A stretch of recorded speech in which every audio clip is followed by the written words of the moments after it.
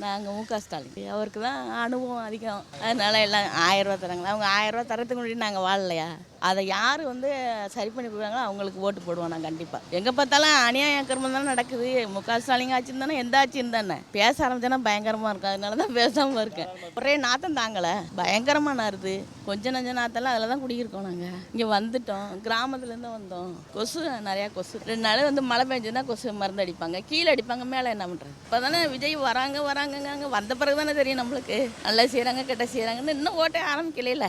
அப்போதைக்கு அவருக்கு போடுவோம் நல்லா செஞ்சா. குட்டையில் குளத்துல குட்டையில் ஏரியில் வீடு கட்டுறாங்களா, அவங்கள பூரா நவுத்துட்டாருன்னா விஜய் கடைசி வரைக்கும் போட்டு அவங்களுக்கு. நம்மளுடைய முதலமைச்சர் மு.க. ஸ்டாலின் தான் நல்லது செய்கிறாரு. அதனால் அவருக்கு தான் என்னுடைய ஓட்டு தான் வரும்னு சொல்லிட்டு எல்லோரும் கணிப்பாக தான். ஏன்னாக்கா அவர் நல்லது செய்யலைனாக்கா அவருக்கு அந்த சான்சஸ் இருக்காது. மக்களுக்கு என்ன பிரச்சனைனாக்கா வேறு அடிப்படை சுகாதார வசதி தான் வேணும் எங்களுக்கு. அதாவது டாய்லெட் இருக்காது, இந்த ட்ரைனேஜ் கனெக்ஷன் கொடுக்கணும். ட்ரைனேஜ் கனெக்ஷன் கொடுத்தோன்னா தண்ணி வசதி எல்லாரும் வீட்டுக்கும் தண்ணி வசதி கொடுத்தானாக்கா அதோட நல்லா பெட்டராக இருக்கும். நம்ம ஏரியா மழை பெஞ்சா தண்ணி தேங்கிறது சான்ஸ் இல்லை. அந்த வடிகால் வாரியம் அந்த காவா ரெடி பண்ணான்னு காவா வசதியே இல்லை இங்கே. அதனால அதுதான் உங்களுக்கு ரொம்ப ட்ராபேக்காக இருக்குது, வேறு ஒன்றும் இல்லை.